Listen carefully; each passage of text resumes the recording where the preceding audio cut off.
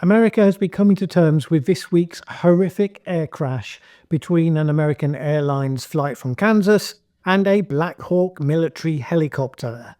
Unsurprisingly, given the catastrophic nature of the collision, there are sadly no survivors.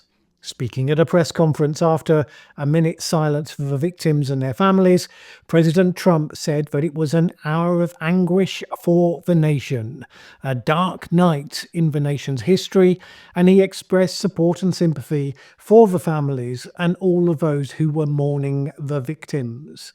He praised the local and the federal agencies in the search and rescue mission, and after 5 full minutes of that, he transitioned, saying that the authorities would be carrying out a systematic and comprehensive investigation, and we would have the facts when that was completed.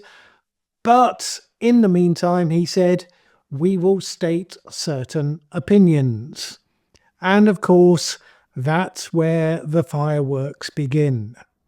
I say all this first because if you only read some of the mainstream media reports, some of the reactions of mainstream commentators based on those media reports, you would get the impression that Trump had leapt straight into the opinion thing and that he claimed with authority and certainty that it was the definite truth about what had happened.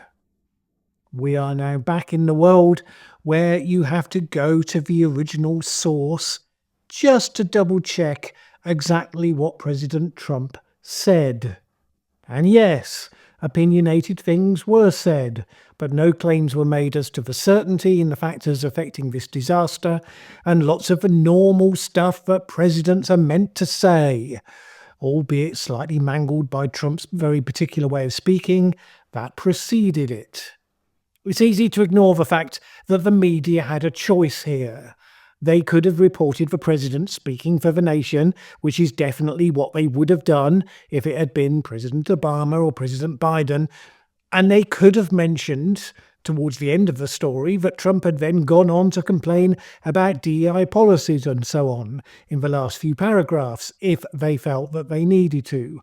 Or they could grab the comments about DEI, put them in the headlines, and make the story about those. Both of them were present, so if the DEI stuff wasn't appropriate to the situation this early, the media could have chosen to focus on the other stuff and put that in the headlines. They chose instead to put the DEI comments up front as though it was all Trump had to say, because they were given the opportunity to make the early story about Trump being inappropriate, and that was just something they couldn't resist. But it was a choice, and there's nothing deceitful about it. He did, after all, make those comments. Mostly. There's some exaggeration in some of the reporting, but mostly.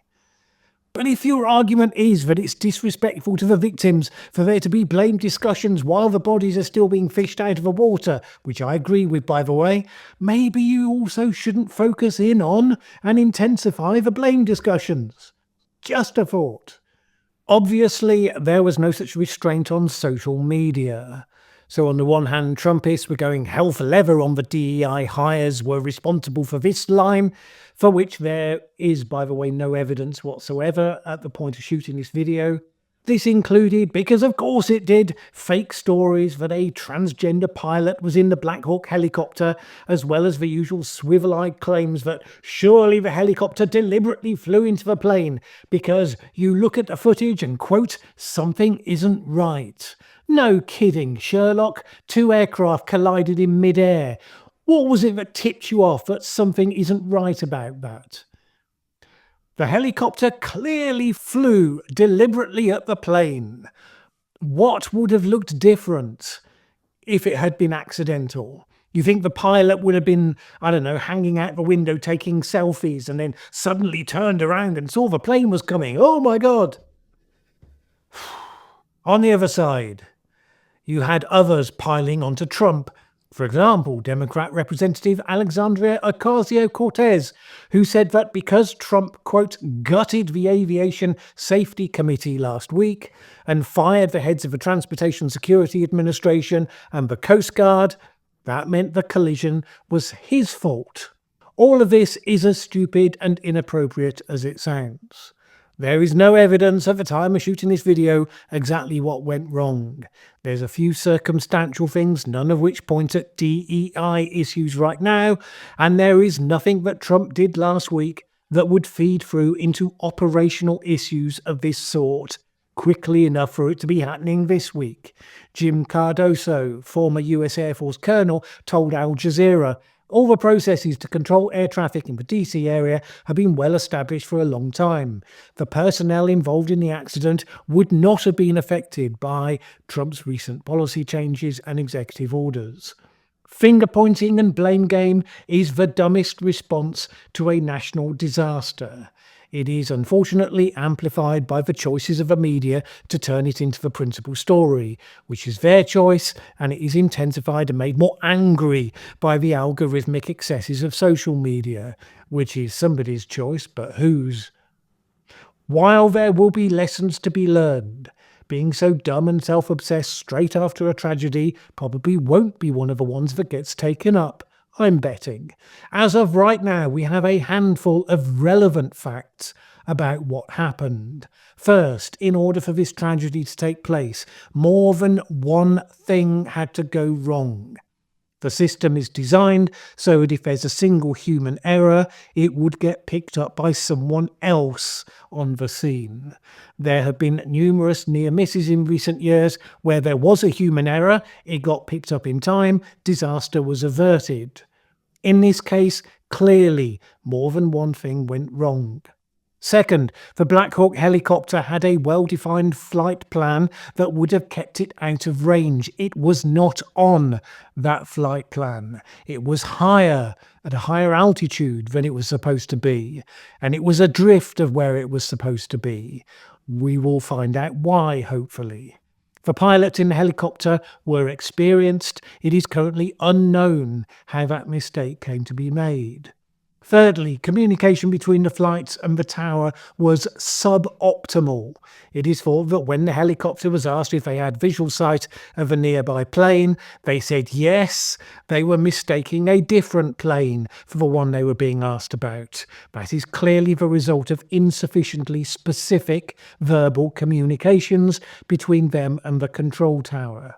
Fourthly, we know that air traffic control has been chronically understaffed in recent years in the United States, and at the time of the disaster there was one person doing the job of two people in the air traffic control tower. Fifthly, we know that these military helicopters are designed not to be so easy to see in the sky at night. It is entirely likely the passenger plane pilot wasn't aware it was even there, given there was no communication from them to the air traffic control tower about it.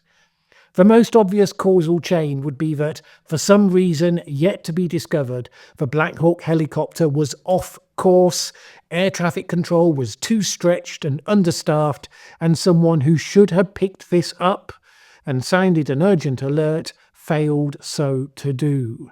The flight recorders which have been recovered should tell us more imminently about what happened in those last crucial few minutes. Whatever it turns out to be, the deeply embedded political partisans have of course already decided that they know the truth, and if recent history is anything to go by, they will see any new information through heavily filtered lenses so that it will be taken as proof that they were right all along. Something to look forward to, I suppose.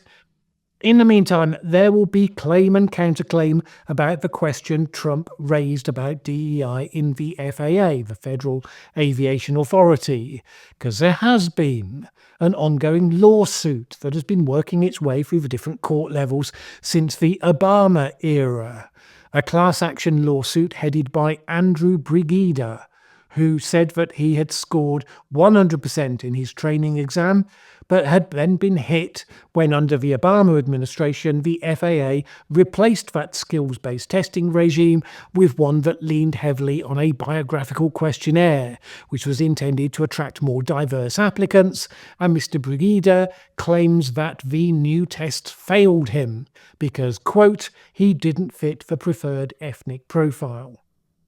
In November 2019, attorneys for Mountain States Legal Foundation sought class action status in the lawsuit for more than 2,500 aspiring air traffic controllers who said they were harmed by the FAA's racially discriminatory hiring policies. They said the Obama administration endangered public safety by prioritising racial politics. Now, this obviously fits the story of this week that's being told very well. But a claim being brought in the courts is not the same as a case being proved. And not everybody who claims they didn't get a job because of discrimination should necessarily be taken at face value. I don't know how this will change given recent events, but right now the FAA and the US Transport Department are still contesting this lawsuit. It might well be that when subjected to detailed scrutiny in court, the claims won't stand up. It might be that they absolutely do stand up. If they do, then the spirit of Trump's claims turn out to be highly relevant, even if the recent tragedy turns out not to have been a direct result in any way, and if his timing isn't good. I find one thing a bit hard to understand though.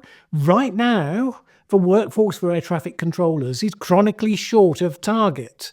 I can understand why, if places were oversubscribed and hence highly competitive, how a system might end up being tweaked to favour candidates of a certain type. Whether it did so while keeping standards high or changing those standards to make the adjustments possible, all of that would have to be in the mix. But if there are more vacancies than people, I don't entirely understand how perfectly well qualified people get turned away at all.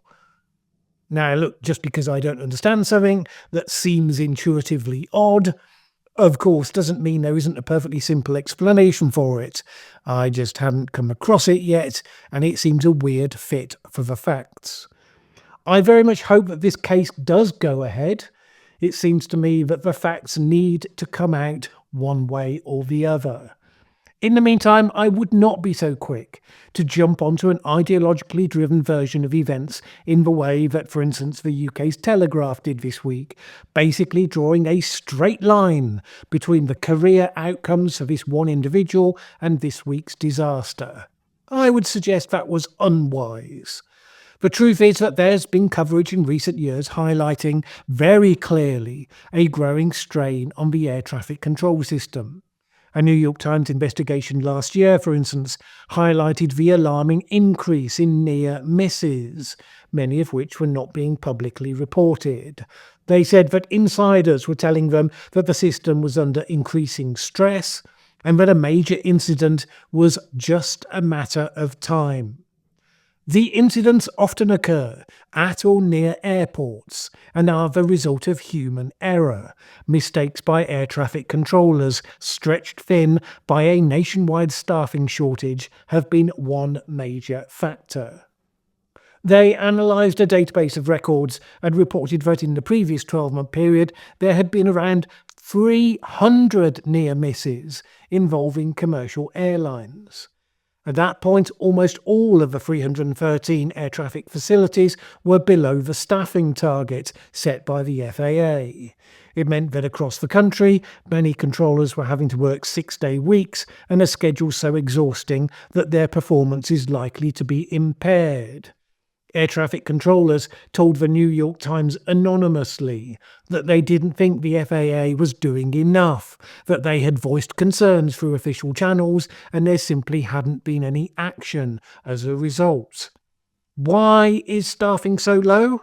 The roots of the crisis go back to the early 1980s, when the Reagan administration replaced thousands of air traffic controllers who were on strike. That created a massive large cohort who all would then be reaching retirement stage at roughly the same time, a wave that started to hit in the last decade. Add to that some of the retirements that came out of the COVID-19 period, and you've had a system that has struggled to recruit people as fast as it loses people, which again makes it all the more puzzling why there would be a big DEI effect in recruitment when you're desperate for people. It's not mentioned as a factor in any of the reporting on the growing crisis that predates a couple of days ago, except in the context of that class action lawsuit. Not that I've seen, anyway. Only last year, the House was passing bipartisan legislation, part of which was intended to boost the hiring of air traffic controllers. Again, there was no mention of the DEI issue being a specific limiting factor or a cause for concern at the time. If the class action lawsuit were to proceed and succeed, it would nevertheless indicate a huge lapse in professional judgment that will hover over the political landscape for many years to come. In the meantime, we have a system that has been described for many years as under growing strain, and by no means being unique in the world for that, by the way. The most likely reality is that what we have seen this week is a tragic and catastrophic failure of that system, because sooner or later it was going to happen. The best way to honour those who have lost their lives, and all of those who grieve and mourn them, is to depoliticise this, take it out of a particularly stupid political moment we're in, make sure the lessons we learn are the right ones, and put in political will on both sides with the joint aim of preventing it from happening again, whatever it takes.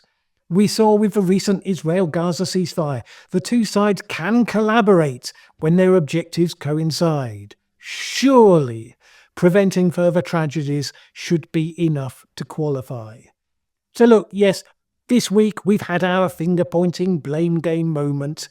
Got that all out of your system. Now fix the problem. Wherever the facts are, I mean the actual facts, not just the ones you wish were true, wherever those facts take us.